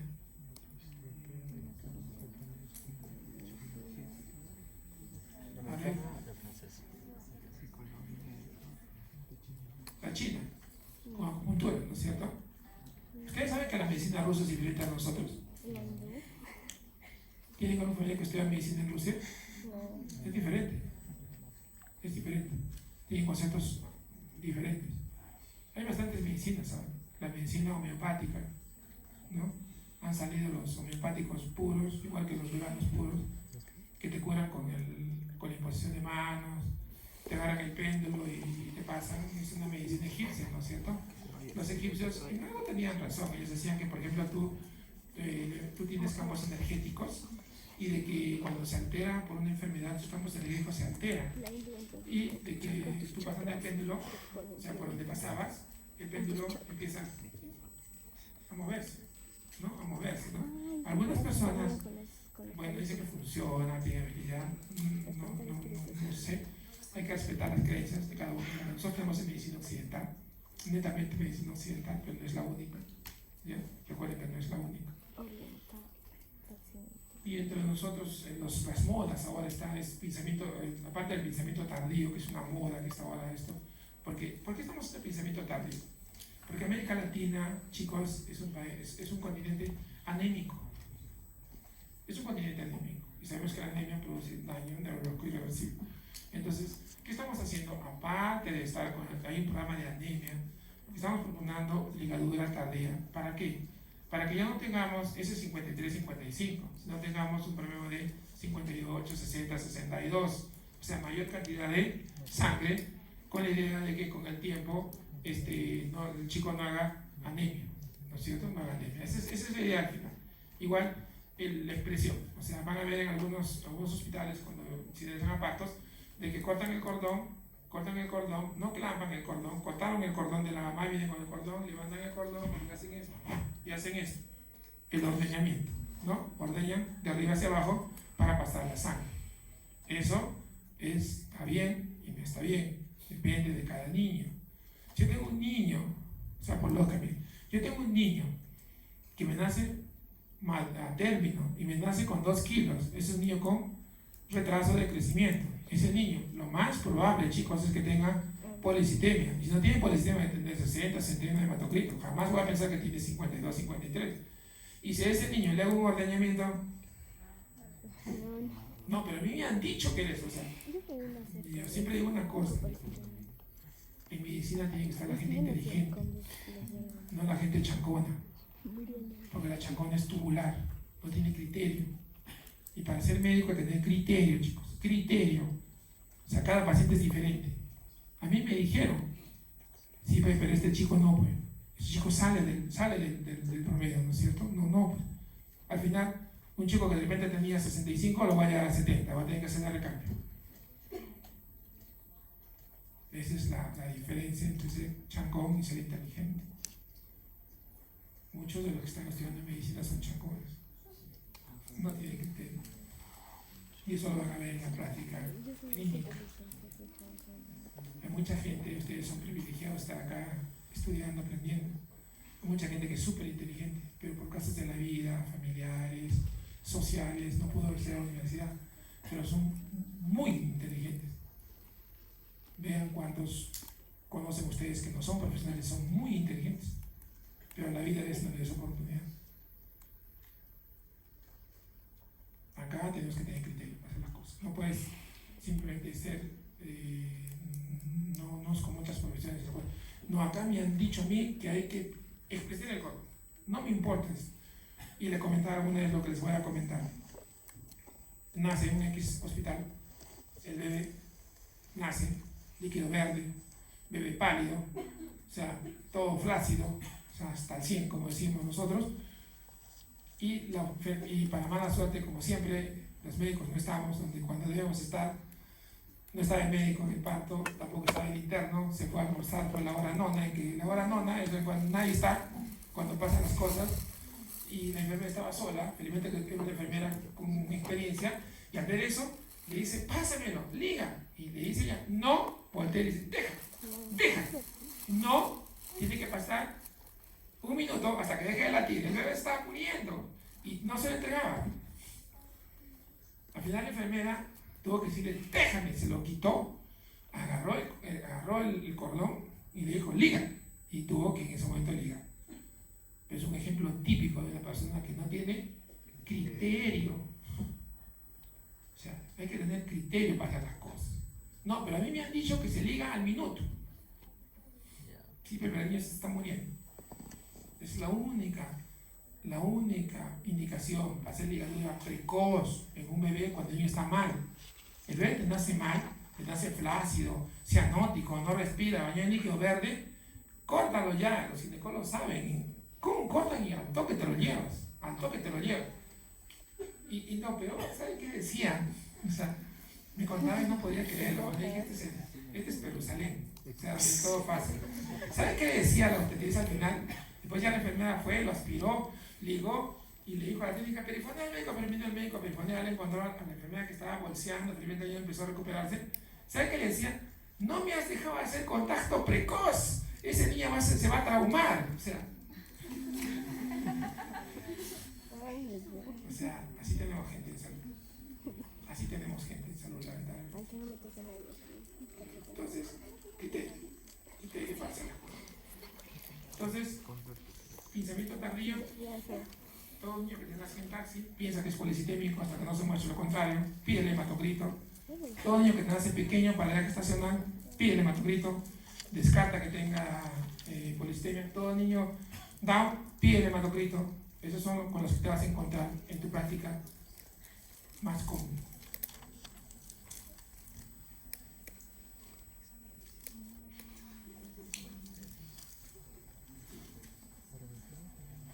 Solamente para decirles, lo más frecuente en el cuadro clínico son niños que se ponen pletóricos, son niños rojos, pletóricos. A veces tienen dificultad respiratoria, a veces están cianóticos, pero básicamente son niños rojos. Nosotros le dijimos, el pletórico es un niño rojo. Si tengo una policistemia, ¿cuál es el tratamiento? Esto que quede claro. Hematocrito de 65 a 70, hemodilución. ¿Qué significa? Le pongo dextrosa para diluirlo y lo dejo en reposo gástrico. De 65 a 70, hemodilución. Pero si tiene síntomas, le hacemos exsanguíneo transfusión parcial. No total, como la que hacemos en la ictericia. Es parcial, ¿ya? Parcial. Generalmente hacemos con esta fórmula volumen sanguíneo, que es 80-85 por el peso, entre hematocrito observado menos 55, que es lo que queremos llevar, sobre hematocrito observado. Para fines prácticos, generalmente es 15 a 20 mililitros por kilo. 15 a 20 mililitros por kilo es lo que le vamos a sacar. ¿Y con qué le hacemos? Esto lo hacemos con suero fisiológico. A diferencia de sanguíneo transfusión total, que se hace sangre con sangre, esta hacemos, sacamos sangre porque tiene mucha sangre, ponemos suero. La idea es hemodiluir. Si tengo un niño más de 70, exsanguíneo. Simple de hacer las cosas. Y así en forma rápida, la anemia neonatal, que quiero que fijen algunas cosas. Si este es un niño con un poco de anemia, pero rapidísimo, miren el niño tan contento que está agarrando la cabecita, siente que el niño está feliz, el niño. Con él no es. Cuando hablamos de anemia, no se preocupen de escribir esto porque yo les voy a dar todo. O sea, quiero fijar los puntos porque estamos sobre la hora. Quiero que fijen algunos puntos. Anemia, cuando tenemos una hemoglobina menor a 13, en recién nacidos a término, es una anemia. ¿Ya? Es una anemia. Generalmente, los valores en sangre de cordón umbilical recién nacidos a término tienen un promedio mucho mayor que los recién nacidos prematuros. O sea, siempre el recién nacido a término tiene un poco más de hemoglobina que el recién nacido prematuro. Y el nadir de los recién nacidos a término es 8 o 12 semanas. Recuerden que el niño nace con una hemoglobina generalmente entre 16, miren, más o menos 1.6. Hablamos de 17. Pero como van pasando las semanas, esa hemoglobina va bajando, ¿ya? Va bajando. De tal manera que a las 8 o 12 semanas y hay tablas para que vean eso. Hay tablas, a las 8 llega a lo más bajo. Generalmente es alrededor de 9, 10. Y es en esa situación, cuando no, llega a 9, 10, cuando ya hay una hiperoxia, o sea, como ya no hay mucha hemoglobina que está llevando oxígeno, entonces el organismo dice, oye, ¿qué está pasando? Falta glóbulos rojos. Entonces recién activa la tropoyetina y la tropoyetina sale y empieza a formar más glóbulos rojos. De ahí empieza el ascenso. Por eso a veces uno se ríe cuando uno viene un niño y dice, doctor, mi bebé tiene anemia. Tiene el bebé 10 semanas y le han encontrado 10. Tiene anemia. Tiene anemia, chicos. Eso es normal. O sea, la hemoglobina baja de 17, baja hasta 10. Entre las 8 y 12 semanas. Y de ahí luego empieza a subir. Luego empieza a subir. O sea, ese concepto debe quedar claro. O sea, no es que uno se queda con la hemoglobina que tiene. O sea, yo nazco con hemoglobina 17 y me quedo así con 17 y de repente a los 6 meses debo tener 17. No. O sea, la hemoglobina baja. 10, 12 semanas, generalmente un promedio de 10, y luego empieza a subir. Y a los 6 meses, generalmente debería estar entre 12 aproximadamente la hemoglobina. Ese es el comportamiento fisiológico de la hemoglobina.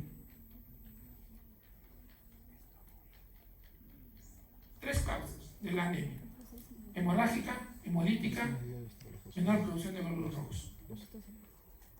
Hemorrágica. ¿Por qué? Como su nombre le dice, hemorrágica por pérdida de sangre. ¿Qué van a encontrar? En una anemia hemorrágica encontramos un hematocrito disminuido o normal. Si la hemorragia es precoz, recuerden que yo puedo tener una hemoglobina hematocrito normal, porque todavía no hay la hemodilución, pero como va pasando el tiempo, ya el hematocrito empieza a disminuir. Reticulocitos normales, si todavía no le ha dado tiempo al organismo para que reaccione frente a esa hemorragia, o si ha pasado ya un tiempo, unas horas, unos días, va a estar elevado. Y lo importante, nivel normal de bilirrubinas. Frente a una anemia hemorrágica, me explico, nace el bebé, era un cordón corto, la obstetriz no tiene cuidado, lo rompe el cordón y se produce una hemorragia. Entonces es una anemia hemorrágica por pérdida de sangre. El bebé no tiene por qué hacer histericia, no tiene. No tiene por qué hacer. Puede encontrar una hemoglobina, un hematocrito de repente normal o bajo, reticulocito normal o elevado, pero con bilirrubinas normales. Lo más frecuente en las hemorrágicas durante el trabajo de parto: desprendimiento prematuro de placenta, placenta previa, ruptura de vasos o que se rompa el cordón umbilical. Hemorragias ocultas es mucho más raro. Generalmente esto es para que tengan una idea, un concepto, que no solamente es por desprendimiento. Lo más frecuente es por desprendimiento prematuro de placenta o placenta previa, que son niños en los cuales la placenta, sobre todo la placenta previa, es escandaloso el bebé, porque nace el bebé, la madre viene sangrando, uno entra a la cesárea, abre y lo que sale es pura sangre, y el bebé parece vampirito, porque está todo bañado en sangre, toda la boca, la nariz, todo está lleno de sangre. Ve que la placenta está desprendiendo y está entrando sangre al líquido amniótico y el bebé se está tragando y está pasando sangre del bebé por detrás de la placenta, está saliendo también sangre. Entonces por eso hace una anemia hemorrágica, ¿no?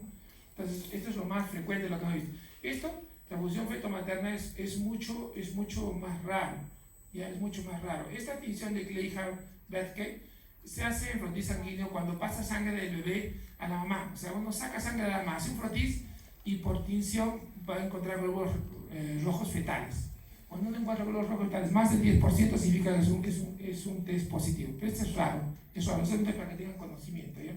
Y otra cosa es que también lo podemos encontrar en partos podálicos. ¿Por qué? En el parto podálico, porque la misma presentación del bebé puede ocasionar que se rompa el cordón.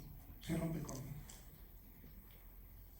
Hemorragia en periodo neonatal. Hemorragia intracraneal, ya vimos cefalohematoma. Miren un cefalohematoma gigante en el lado de allá. Para los que han visto cefalomatomas, este ya es un cefalohematoma gigante, es recontra patológico.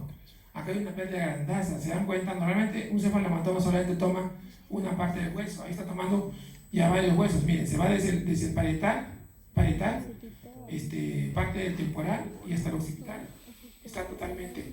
Esto sí es una patología que va a ocasionar una anemia severa en el bebé. Y probablemente esto va a hacer que el bebé se ponga histérico. Si se dan cuenta, el bebé ya está teniendo una coloración amarillenta. Por eso no se nota tan pálido. Lo más frecuente, cefalomatomas. Mucho más raro, hemorragia retroperitoneal, víscera abdominal, que se rompa, a veces puede romperse hígado o vaso.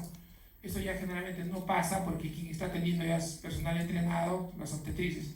Antes se veía más cuando teníamos comadronas o gente que no tenía experiencia en atender partos.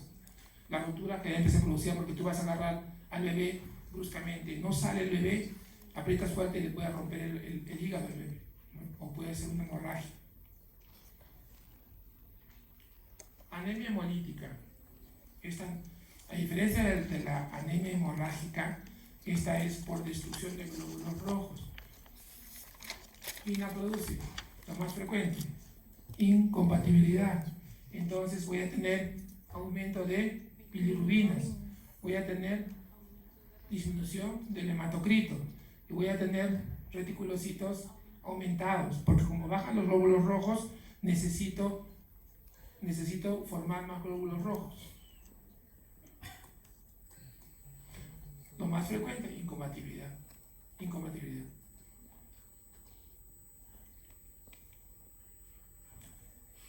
Lo más raro, ya habíamos visto, defectos de la membrana, esferocitosis, que es lo más frecuente, de efectos metabólicos, cuando tengo glucosa 6-fosfatosdeshidrogenasa, todos ellos, todos tienen en común que la morfología del glóbulo rojo es anormal, no es cóncava, sino generalmente es redonda o alargada.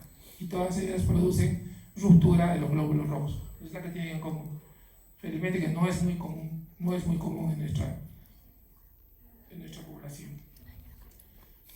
Y anemia hemolítica por hemolis adquiridas. Esto hay que tener en cuenta cuando tenemos niños con sepsis. Cuando tengo un neonato con sepsis, voy a encontrar a veces que tengo anemia hemolítica. ¿Por qué? Porque la acidosis, recuerden que la sepsis produce acidosis metabólica y la sepsis metabólica puede producir ruptura de glóbulos rojos. Por tanto, voy a tener una anemia por ruptura de glóbulos rojos secundaria a una infección. Y esta es la tercera causa de anemia. Si hemos visto anemias hemorrágicas, anemias por hemólisis, y esta es anemia por menor producción de glóbulos rojos. Ojalá que nunca tengan que ver esto. Generalmente, esto, menor producción, ¿qué significa? Que la médula ósea no está trabajando, no está produciendo glóbulos rojos. Y vamos a encontrar bilirrubinas normales, ¿no es cierto? No tengo por qué tener bilirrubinas altas, porque el problema es de que la médula no funciona, no está trabajando glóbulos rojos. Y si voy a tener hemoglobina disminuida y voy a tener reticulocitos disminuidas. ¿Por qué? ¿Y por qué no normales o elevadas? Porque la médula no está funcionando. Entonces yo encuentro esto, lo veo un poco amarillo, tiene una hemoglobina de 7, reticulocitos 2%, que es normal, y tengo bilirrubinas normales. Este chico tiene problemas de médula. Y lo más frecuente en esto es leucemia congénita. Por eso les decía, ojalá que nunca tengan que ver. Yo tuve la mala suerte de ver, en mi carrera he visto 3 leucemias. O sea, da pena, es un problema familiar. Solamente para esto les traje, hay una enfermedad que es la enfermedad del síndrome de Diamond-Blackfan, y ya con esto vamos a terminar. Diamond-Blackfan significa que hay un incremento en la densidad de los huesos, ¿se dan cuenta? El lado derecho es una radiografía de un niño normal, la otra es con una osteopetrosis, como su nombre le dice, hay una hiperlucidez, miren los huesos están bien marcados, el calcio está aumentado, y son huesos que se comportan como cristal y que se rompen, y que estos tienen el problema que no solamente tiene esto, sino que hay infiltración de médula ósea y la médula ósea no está funcionando. Pero es dentro de todo el síndrome, ¿ya? Solamente para que quede una cosa clara, la anemia del prematuro, que el prematuro alcanza la cifra mínima de hemoglobina, la alcanza antes que la asignación término. Por eso que el prematuro tenemos que darle generalmente fierro al prematuro. No solamente fierro, también tenemos que darle vitamina E, porque el prematuro de por sí tiene déficit de vitamina E. Entonces el prematuro tenemos que dar fierro y vitamina E.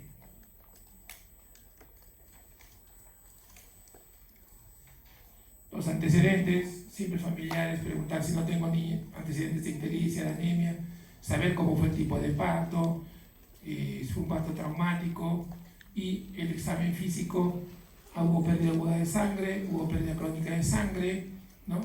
Yo tengo la pérdida aguda de sangre, generalmente esto vemos en niños a veces que se ha roto el cordón, o lo que pasa alguna vez pasó, ya no vas a ver, cuando tú tenías que ligar antes nosotros antes ligábamos con pita, no teníamos con plan. Entonces a veces no ligabas bien, sobre todo era alumno de primer año de los residentes, no ligabas bien y se salía, y de pronto alguna vez pasó, el pañal estaba lleno de sangre, y la mamá cuando daba su grito pues el bebé estaba pálido, ¿no? Era una anemia aguda, hemorrágica. Entonces ahí pues tenías que actuar como si fuera un shock, ¿no? Es un shock hemorrágico. Cuando es pérdida crónica, el niño va a hemorrar pálido, irritable, y de acuerdo a la patología puedes encontrar otras cosas más agregadas. Básicamente, ¿qué pedir? Siempre pedimos un hemograma, pidamos reticulocitos, pidamos bilirrubinas, y eso también marcar para saber qué tipo de anemia es la que tienes. Tu hemograma, tu hemoglobina, tu hematocrito, tus reticulocitos y tus bilirrubinas, para pedir qué tipo de anemia es la que tienes, ¿no? Como directo, si estás pensando que hay una incompatibilidad sanguínea y probablemente sea una hemorragia por hemólisis. La prueba de APT generalmente se produce, es una prueba que la hacemos cuando yo tengo niños a veces que están vomitando sangre y yo no sé si la sangre que vomita es sangre del bebé o es sangre de la mamá. Entonces uno hace una prueba con el contenido gástrico de esa sangre, le echa un ácido, le echa un álcali, ¿no? Para ver si es positiva o es negativa y ver si la sangre es fetal o la sangre es materna. Esa es la prueba de APT. Y ya un poco más lejano, una ecografía, si estás pensando que puede haber un trauma obstétrico y si piensas que hay un problema de no inmadurez de médula ósea, ya pues ya tiene que verlo el hematólogo porque probablemente vamos a tener que hacer una punción lumbar.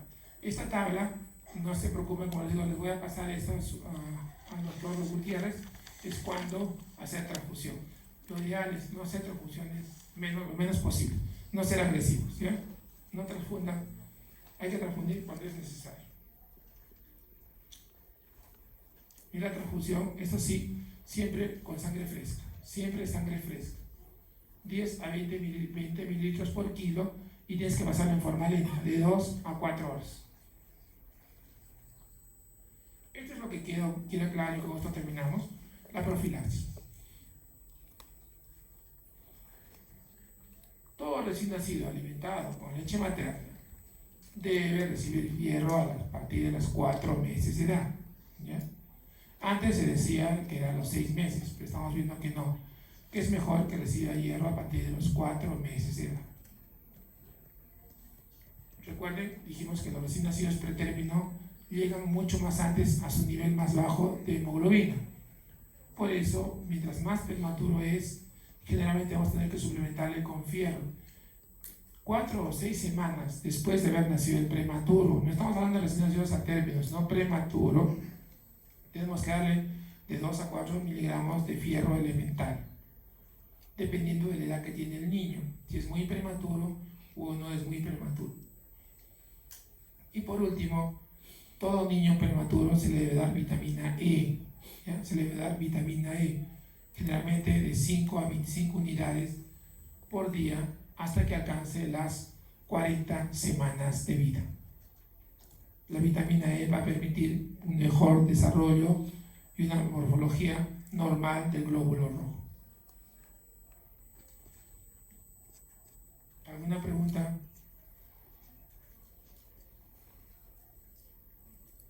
¿Lo han entendido o no han entendido nada?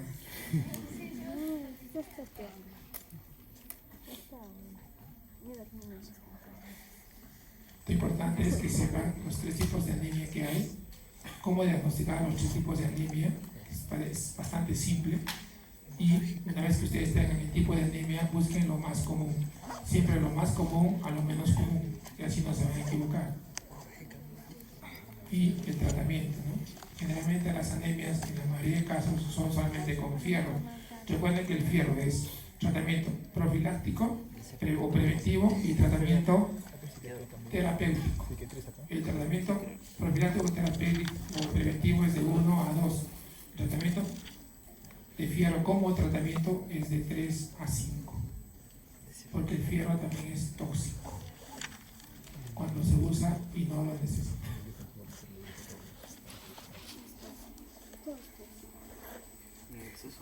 ¿No hay preguntas, chicos? Hemos terminado. Nos vemos en el examen.